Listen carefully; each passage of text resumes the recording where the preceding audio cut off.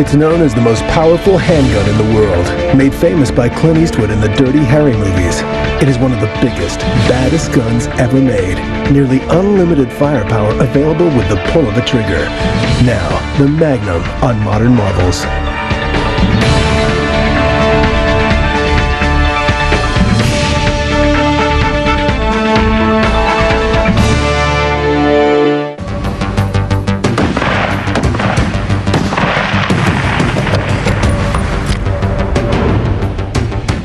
On a gun range at Fort Benning, Georgia, members of the U.S. Army's elite marksmanship team fire one of the most powerful weapons in their arsenal.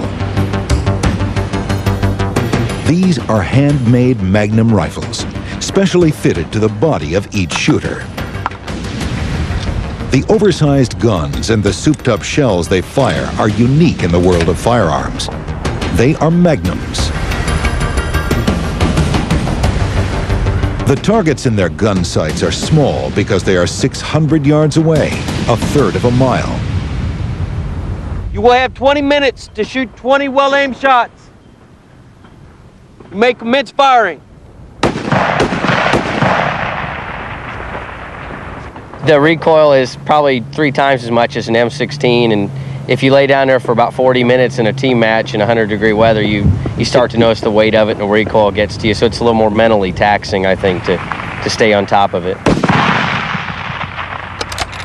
Besides their obvious power, one of the things that makes these weapons so remarkable is the bullets travel at nearly 3 times the speed of sound, much faster than regular rounds. When spotters view the targets downrange, they can actually see the bullets cut through the air, something not possible with other guns. The Army places a high priority on its marksmanship team, so much so that each gun is handmade and every shell is hand-loaded by Army personnel to ensure the highest quality. The term Magnum in the world of firearms means more power to push a bullet at a higher rate of speed.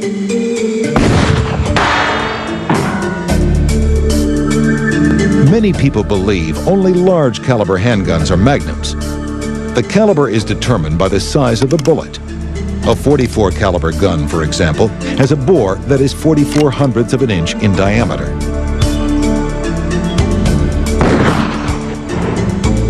In reality, any gun, pistol or rifle, that fires a bullet with extra gunpowder in its cartridge is considered a Magnum. It's a generic term that can be applied to any weapon, handgun or rifle, loaded with more powerful rounds. The term Magnum has come to mean something very, very powerful and very, very strong. Matter of fact, it's because of cartridges and firearms that it has this connotation. In modern times, the gun's popularity can be traced directly to a famous movie line from the 1970s.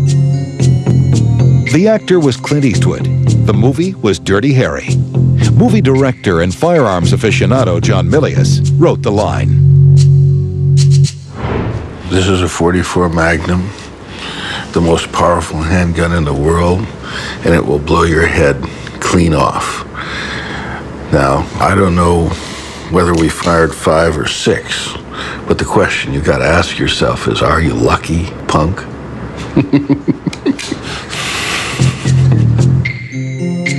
But the desire for more power in a gun goes farther back in history than fighting crime on the streets of San Francisco.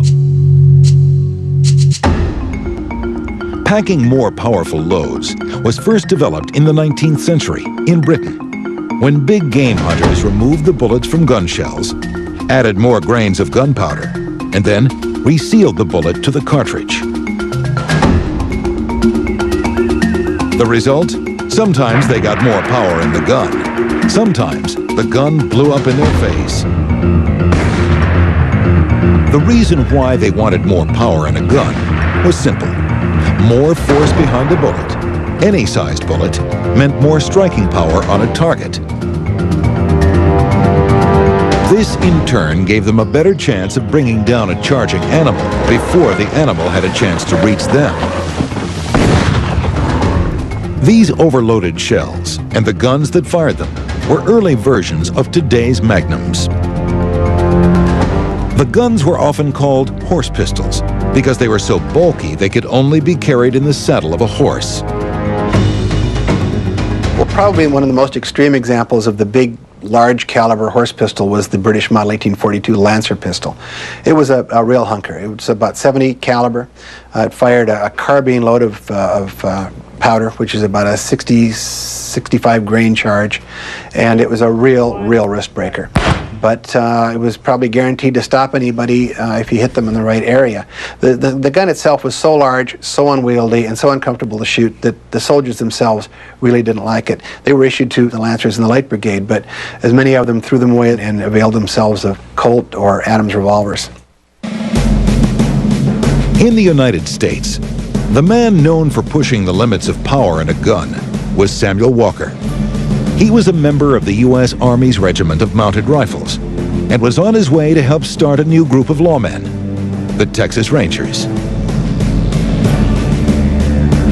Teaming with fledgling gunmaker Samuel Colt, they created a 6-shot revolver with a 9-inch barrel that could fire the most powerful round in the world. They called the gun, which fired a .44 caliber slug, the Walker Colt. Only 1,000 Walker Colts were made. But when the gun was introduced in 1846, it sent shockwaves across the American frontier.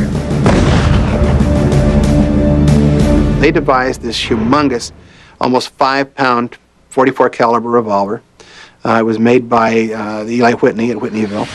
And it fired, gosh, the powder charge was just about as big as that would be used in a military rifle. It was about a 60 grain powder charge behind a big .44 caliber ball. 6-shot, very effective, very popular gun.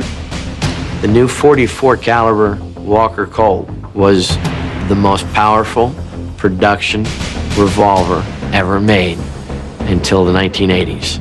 The old Colt Walker still packed more muzzle velocity, more muzzle energy than that .44 Magnum that Clint Eastwood, his Dirty Harry, held in the hands of that Model 29 Smith & Wesson. In order for the gun to function, Walker and Colt designed a larger and stronger frame that could withstand the explosive charge of the heavily packed bullets. The result was a loud, violent revolver that fired 6 shots instead of the standard 5. It was lethal at 100 yards, a much greater distance than most handguns of the time. You might say it was like bringing a howitzer to a knife fight. It was devastating to the enemy the first time they encountered it. You stood a real good chance if somebody was hit with this, he was going down. The gun was a favorite of the Texas Rangers.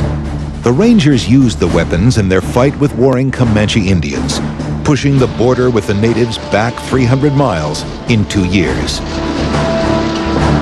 Until then, the fight between the Rangers and the natives was practically a standoff. Walker and Ranger Jack Hayes owed their lives to the firepower of the gun.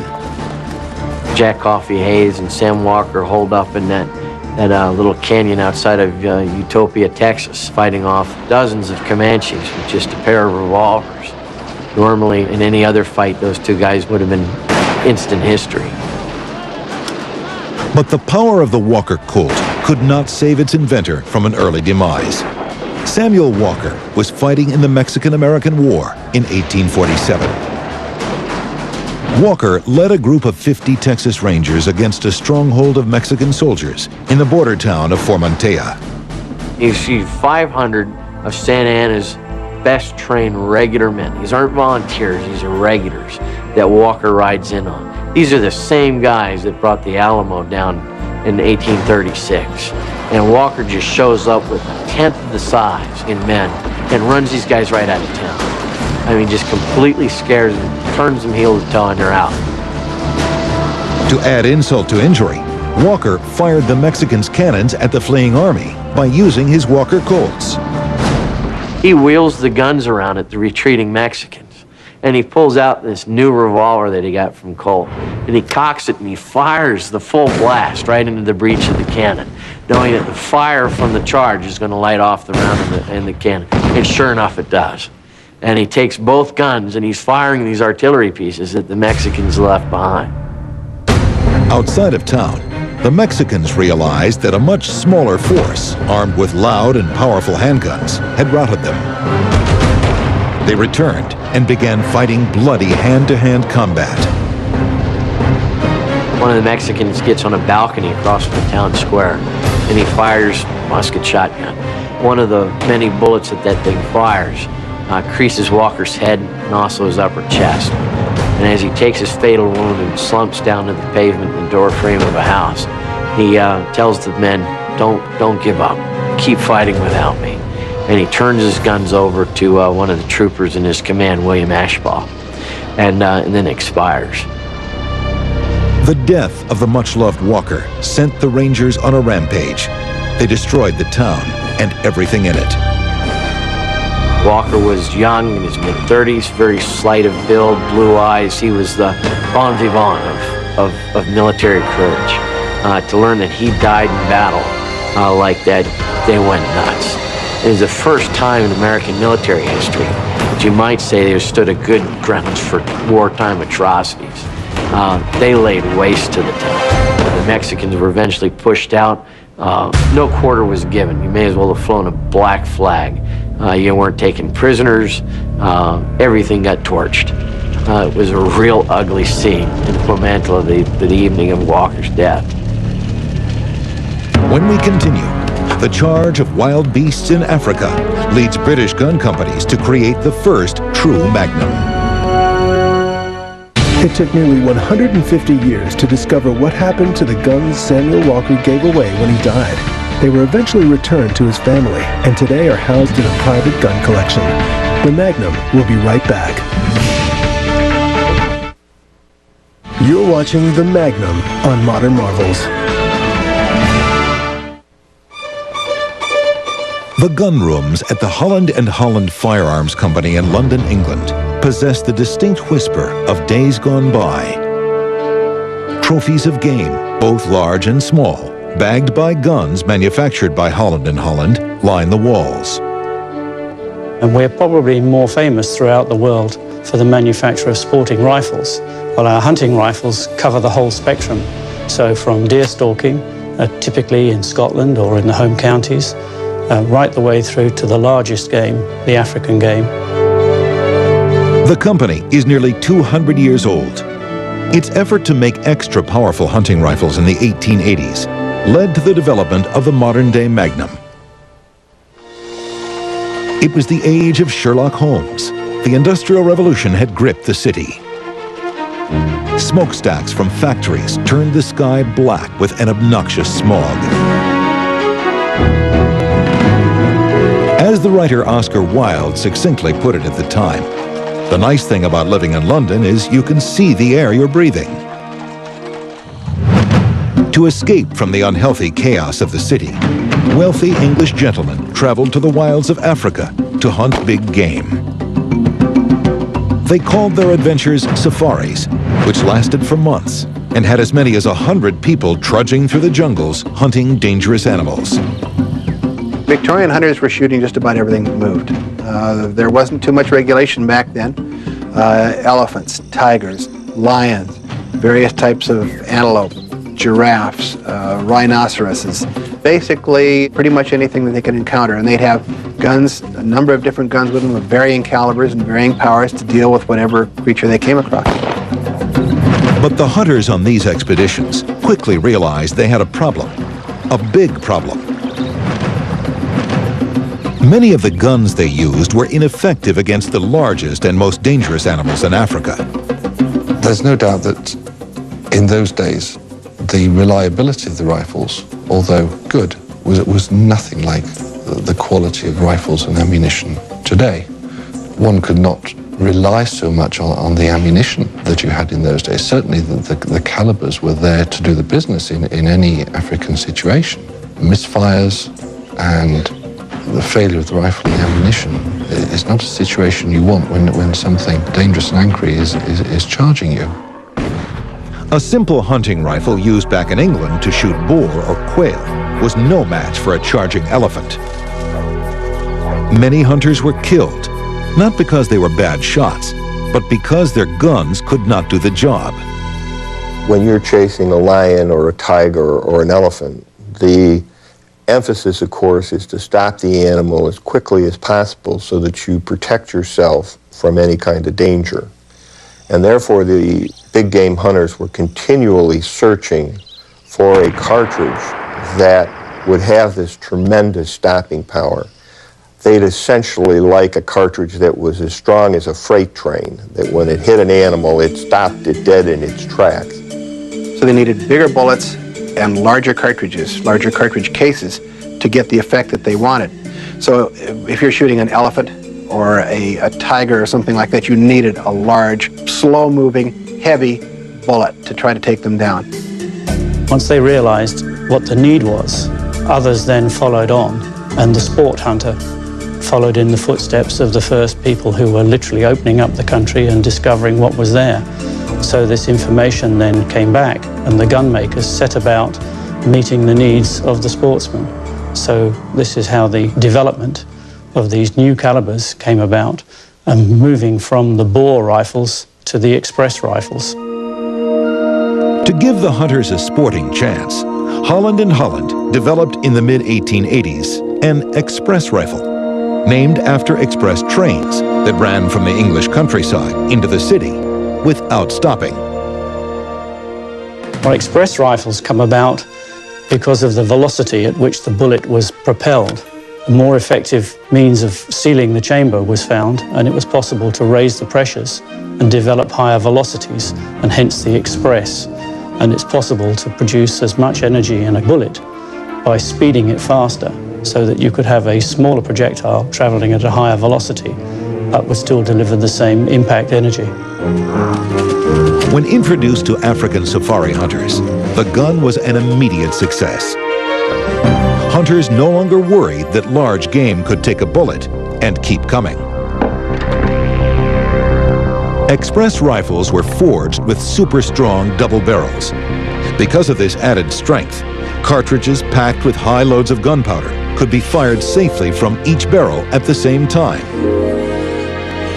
The result was a gun that could shoot a bullet nearly 50% faster than traditional hunting rifles, meaning more deadly shots. The method of shooting most commonly in those days was to literally puncture a large hole in its vitals and let the blood run out. So when an animal was shot, it was quite typical that there would be a follow-up until this chain of events took place. The reason for this was that the projectiles that were being used, in the main soft lead, were just not incapable of penetrating very dense tissue such as bone, so it was more prudent then to shoot into the softer area of the beast. With the advent of the express cartridges and much higher velocity from the bullets, and alloying the bullets, and then later on putting cupro-nickel jackets over the lead ball itself and turning the ball into a bullet, then it was possible to get more penetration. And then smaller calibers traveling at higher velocities were able to put a beast down straight away. It was sometime during the late 19th century that the term Magnum was first used to describe high-powered guns. No one is really sure who first attached the word to the weapons, but it's certain the word was taken from the oversized bottle of French champagne. The word magnum comes from the Latin magnus, meaning great. The Rothschilds have been using the term magnum as one of their largest bottles of wine or champagne. It's almost a half a gallon of champagne. When they were casting about for catchy name to give this new high-powered cartridge that they've developed for a handgun, they settled on the Magnum. It's believed that English hunters who opened up their cartridges and put in more gunpowder to create rounds that packed more punch could have coined the term. But in the coming decades, not many gun companies jumped on the Magnum bandwagon. Even the British military was disinterested and passed on buying any of the guns. Because Magnum rifles were built to withstand the extra explosive charge of a Magnum shell, the guns were heavier and more difficult to carry into battle. By the turn of the century, only big game hunters had any interest in high-powered guns.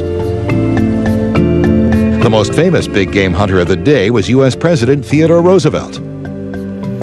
When he left office in 1909, Roosevelt mounted the greatest African safari ever seen, complete with an arsenal of high-powered weaponry. He wanted to mount a safari like nobody had ever seen before, and he pretty well did. It was quite an extravaganza. He had a Holland 500-450, very powerful double rifle, a 30-40 Craig, which was a military caliber, and that was very popular.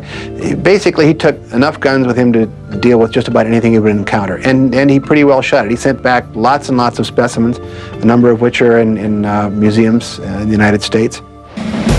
World War I put an end to the construction of Magnum guns, as well as most sporting rifles. British gun makers instead set their sights on more pressing wartime issues. Sporting rifle manufacture came to a complete end by 1915. But our knowledge and expertise with ballistics and rifles in general involved us in the development of a shotgun that fired a special projectile for ripping holes in the coverings of Zeppelin airships. When we continue, an American gunmaker captures the massive power of a Magnum rifle in a handgun. Roosevelt's safari of 1909 was a major media event. Besides 100 staff members, 24 journalists traveled with the former president to chronicle the journey. The Magnum will continue in a moment. You're watching The Magnum on Modern Marvels. In the early 1930s, superpowered British hunting rifles named Magnums caught the attention of officials at an American gun company called Smith & Wesson. Avid hunters, the Wessons, saw how the extra power of these guns could be of interest to American hunters in the West. But Smith & Wesson was best known for its handguns, which were famous throughout the world. Company owners D.B. and Victor Wesson wondered if the powerful charge of a Magnum rifle could be harnessed in a handgun. Doug Wesson was an outdoorsman, a big game hunter, and he was not afraid of recoil. Victor Wesson, who was plant superintendent at the time, said, oh, nobody would buy that gun because it's going to recoil so much and you won't be able to handle it. It's far greater than anyone's going to be interested in. But the nation was in the grips of a crime wave. Gangsters and so-called motorized bandits who prowled the country in fast-moving cars were terrorizing the public. At the time, Smith & Wesson's best-selling revolver was the .38 Special, a favorite among police agencies and criminals alike. The customary velocity of the .38 Special Service cartridge around that time was a 158-grain lead round-nosed bullet going about 850 feet per second. And this just was not enough to defeat the bulletproof vest or penetrate the auto bodies of the period. Cops were asking for more power in their handguns to battle the well-armed bad guys. Smith & Wesson believed a Magnum handgun could be the answer. The company began experimenting with a stronger frame for its .38 Special. After 2 years, they came upon the right mix of steel and strength. In 1935, Smith & Wesson introduced the .357 Magnum revolver, a louder, more violent, more expensive cousin of the .38 Special. When they built the guns and started to offer them, it was a custom-built firearm. Now we're talking about the time when we were in a depression, where the average handgun at Smith & Wesson was selling for around $25 to $30. The .357 Magnum, when it was introduced at $60. The first .357 Magnum off the manufacturing line, registration number 1, was sent to J. Edgar Hoover, head of the FBI. Hoover liked the gun so much that he instructed his field officers to test it and order one for themselves if the power of the weapon suited them. Like Magnum rifles, the handgun had an incredible kick compared to normal guns of the time. The muzzle flash was tremendous, and the noise it made was enough to scare a criminal into submission. Several police departments adopted the Magnum as their service revolver. This is a late vintage .357 Magnum, made probably in the 1970s, but quite similar to the guns made in the 1930s. This was built, again, on a large frame. The original ones were virtually custom made. They came with a registration number. The registered Smith & Wesson Magnums are often thought to have been the finest revolvers ever made. Unlike its predecessor, the Magnum and Express rifles, Smith & Wesson had a tough time filling all the orders for the .357 Magnum handgun. Police officials liked the extra power of the gun and ordered thousands of them, but officers in the field didn't like the size and weight. So, many law enforcement agencies opted to stick with a .38 Special to keep their officers happy. The one place the Magnum did find acceptance was with big game hunters. The same people who had needed a bigger and better rifle a half-century earlier now flocked to the Magnum handgun. All of the firearms enthusiasts, being a handgun hunter, competitive shooter, were interested in trying this world's most powerful handgun. The big game hunters, after Doug Wesson took it out west and successfully killed a moose and an elk and an antelope with it, wanted to try the gun and big game. Hunters loved being able to carry a handgun into the bush instead of a bulky rifle. It seemed the Magnum was relegated once again to bringing down big game in the American West and the wilds of Africa. A good example of the reverence for the gun is best surmised in a passage from a Smith & Wesson publication in 1938. A Catholic priest named Bernard R. Hubbard wrote to Smith & Wesson from his post in Nome, Alaska.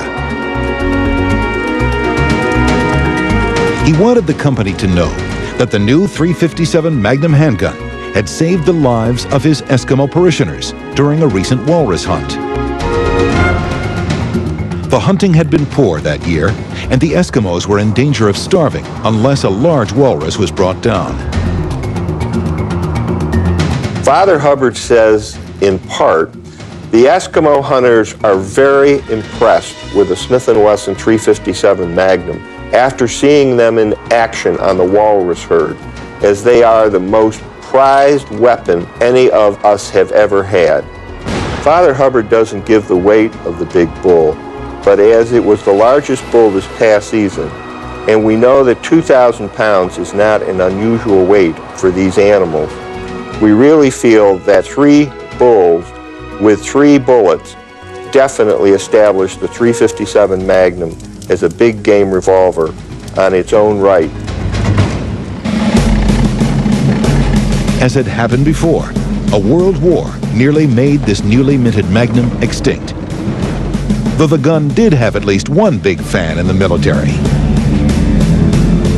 General George Patton carried a Colt revolver on one hip and a Magnum on the other.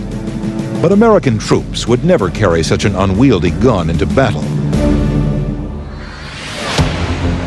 Following the war, Smith & Wesson revived experiments with the Magnum-sized guns, believing more power was the future of weaponry. To push the limits of just how powerful a handgun the company could make, it constructed the gun that would become famous throughout the world, the .44 Magnum. The gun was first put on the market in 1956. It was huge by anyone's standards. It came in a variety of barrel lengths, from 4 inches up to 8 3/8 inches. It fired a .44 caliber slug more than 1,400 feet a second. Shooting a .44 Magnum, I think, depends a lot on who you are and what your psyche is about it. I've had people who shot it. My daughter, when she was 9, enjoyed shooting a .44 Magnum. She thought it was fun. I've had big men who were afraid to shoot it, and when it would go off, almost drop it out of their hands. I grew up with big bore guns, and so to me, it's not uncomfortable to shoot it. It has a lot of recoil, it has a lot of noise, and that, but if you're used to it, and you're controlled, and you're mentally prepared, it's not as dramatic as most people think. When we continue, a Hollywood movie creates the biggest push for Magnums in the gun's history.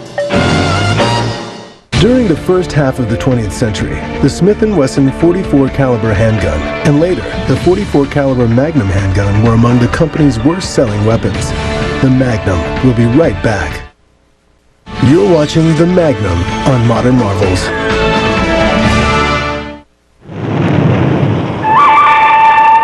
In the late 1960s, an actor named Clint Eastwood was making his way through the ranks of Hollywood's leading action heroes.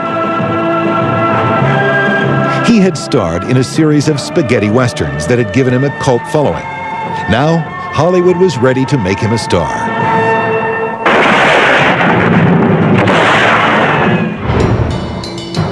In 1971, the vehicle chosen for the tough-talking Eastwood was that of a San Francisco cop named Harry Callahan.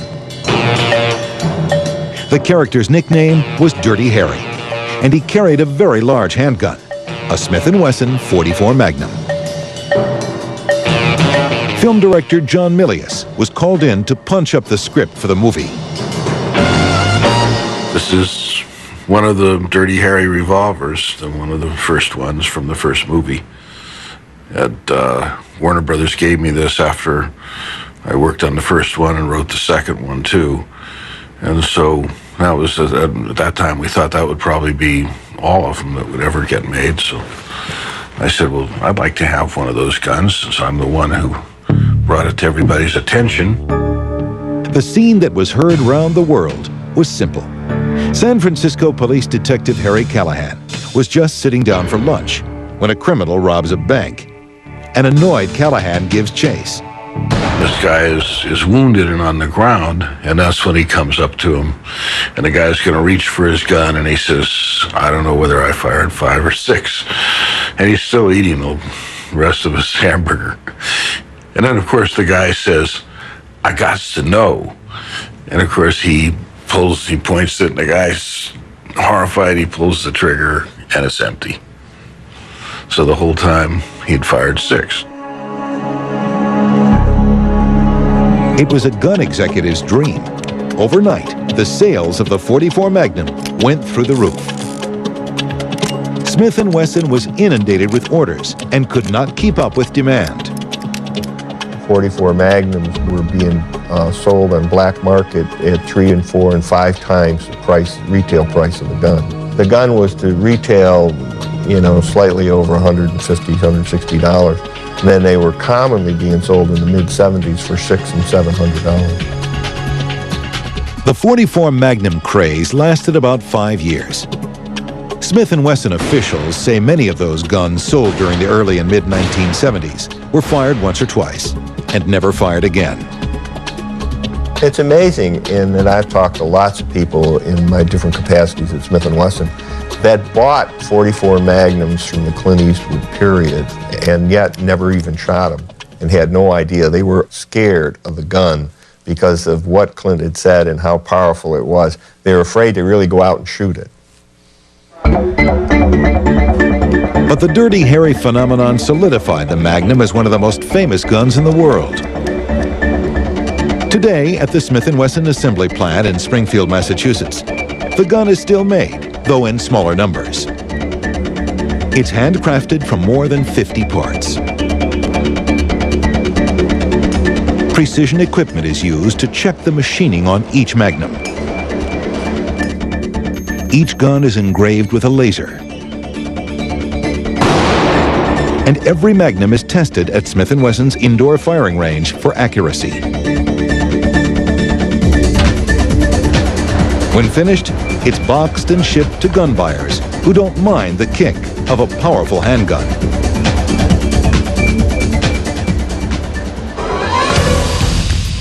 At a private firing range in the mountains north of Los Angeles, gun writers Gary James and Jan Lieberall test a series of Magnums and Magnum-style guns. I reckon of all the guns here, the 454 is going to be the nastiest today. What do you think? I think it'll be between that and your 577 Howdah pistol. What I thought we might do, Jan, just for the heck of it, seeing as you've got the 454 Casal, which we reckon is the most powerful, well, we know is the most powerful gun out here today, and I've got the 577 Snyder Howdah pistol. Why don't you shoot a couple of rounds out of yours, I'll shoot a couple of rounds out of mine, and then we'll switch. Well, there you go. Do you want to try? I'll tell you right now, that's going to be pretty nasty. Well, it's not too bad. Wrap the knuckles a little bit. Yeah. Are we ready? You going to smack me in the forehead? No, I won't smack you in the forehead. Recoil's over to the left.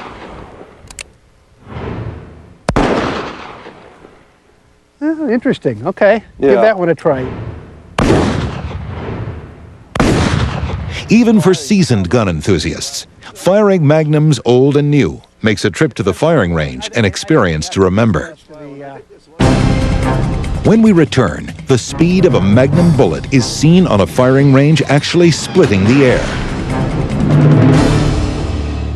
When John Milius was called in to punch up the script for the first Dirty Harry movie, Clint Eastwood had not yet been offered the lead part. The actor originally slated to play the role of Dirty Harry was Frank Sinatra. The Magnum will continue in a moment. You're watching The Magnum on Modern Marvels. Already on the firing line.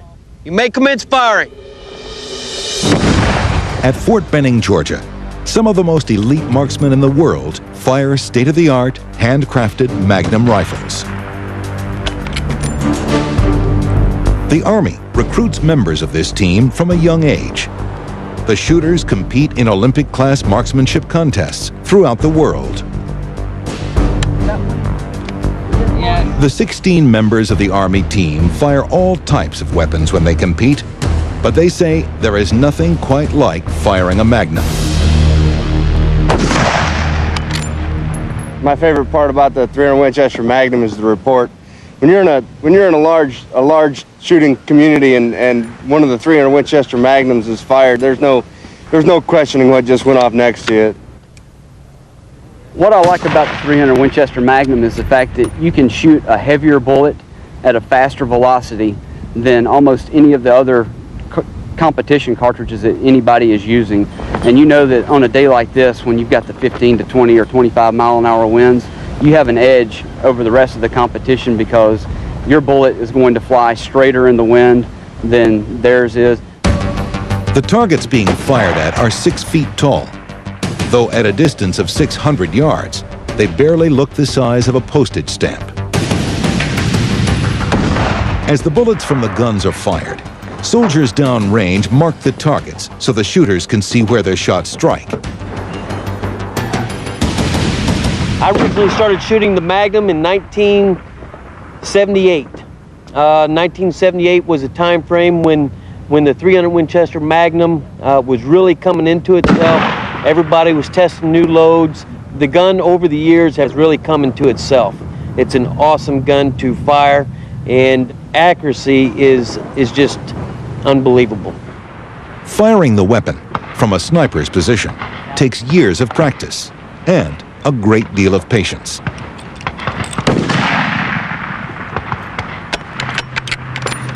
Generally, after each shot, you have to rebuild the position because of the recoil of the Magnum. You need to rebuild your position after each shot so that you have a good natural point of aim. What I'm getting ready to shoot is a 30 caliber, 220 grain bullet loaded into a 300 Winchester Magnum case.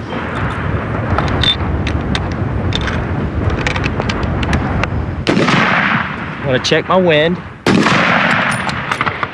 I'm going to put left windage on the rifle.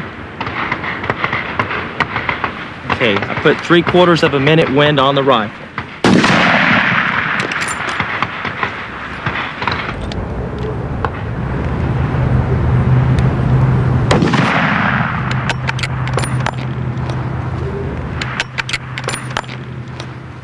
Okay, away. Hopefully that one's in the middle. It broke straight away. And that's where it is. It's a dead center X. The Army's competitive firearms team is serious business. So much so that they hand make all their Magnum rifles. The Magnums are custom built for the individual shooters, and they go through the same process as our weapons do. And one of the main processes is that we make the Magnums utilizing our barrels and our specifications. We order these barrel branks from various manufacturers, and then we'll profile them ourselves, chamber them, and may or may not flute them, and then they'll go on the shooter's individual weapons. Every shell to be fired is handmade at Fort Benning. First, the empty cases are measured and primed. Next, the empty shells are deburred and checked to ensure proper size to within 1/100th of an inch. Then, a soldier technician carefully measures the number of grains to be placed in each cartridge to ensure exact power.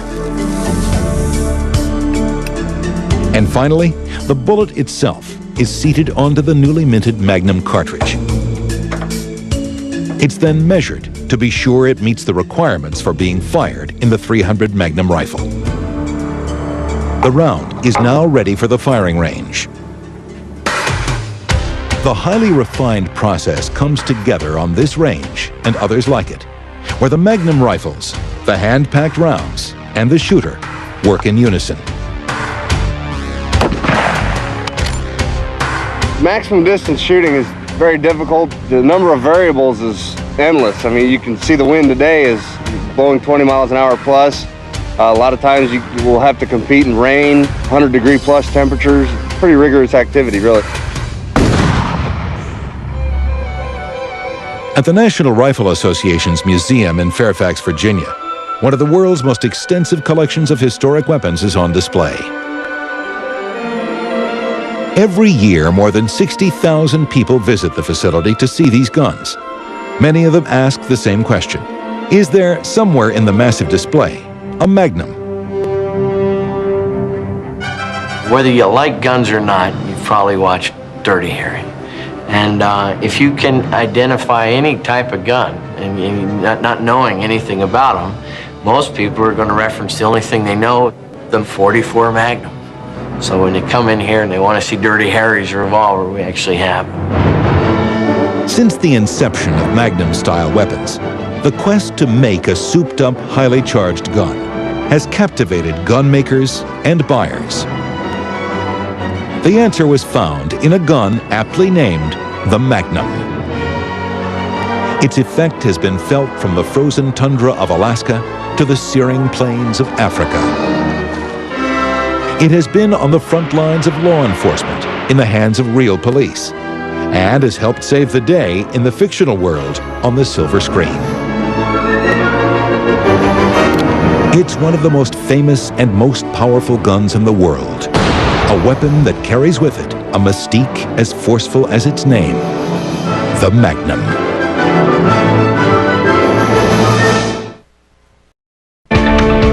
It's known as the most powerful handgun in the world, made famous by Clint Eastwood in the Dirty Harry movies. It is one of the biggest, baddest guns ever made. Nearly unlimited firepower available with the pull of a trigger. Now, the Magnum on Modern Marvels.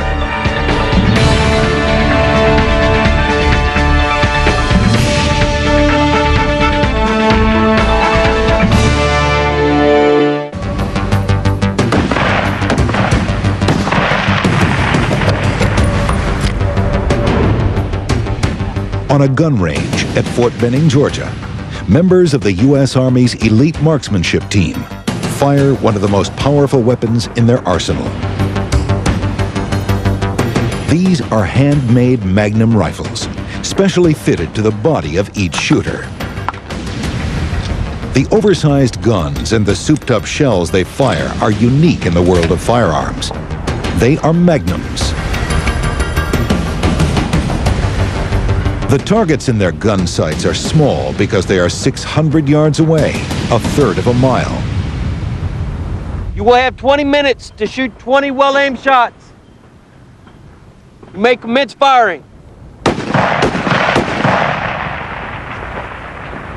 The recoil is probably 3 times as much as an M16, and if you lay down there for about 40 minutes in a team match in 100-degree weather, you start to notice the weight of it and the recoil gets to you, so it's a little more mentally taxing, I think, to stay on top of it. Besides their obvious power, one of the things that makes these weapons so remarkable is the bullets travel at nearly 3 times the speed of sound, much faster than regular rounds. When spotters view the targets downrange, they can actually see the bullets cut through the air, something not possible with other guns. The Army places a high priority on its marksmanship team, so much so that each gun is handmade and every shell is hand-loaded by Army personnel to ensure the highest quality. The term Magnum in the world of firearms means more power to push a bullet at a higher rate of speed.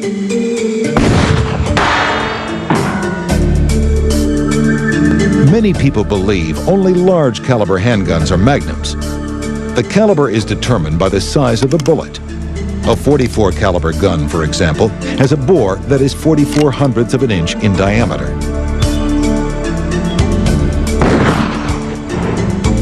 In reality, any gun, pistol or rifle, that fires a bullet with extra gunpowder in its cartridge is considered a Magnum. It's a generic term that can be applied to any weapon, handgun or rifle, loaded with more powerful rounds. The term Magnum has come to mean something very, very powerful and very, very strong. Matter of fact, it's because of cartridges and firearms that it has this connotation. In modern times, the gun's popularity can be traced directly to a famous movie line from the 1970s. The actor was Clint Eastwood. The movie was Dirty Harry. Movie director and firearms aficionado John Milius wrote the line. This is a .44 Magnum, the most powerful handgun in the world, and it will blow your head clean off. Now, I don't know whether we fired 5 or 6, but the question you got to ask yourself is, are you lucky, punk?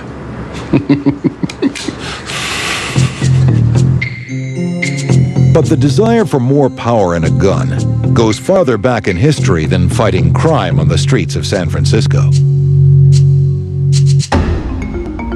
Packing more powerful loads was first developed in the 19th century in Britain, when big game hunters removed the bullet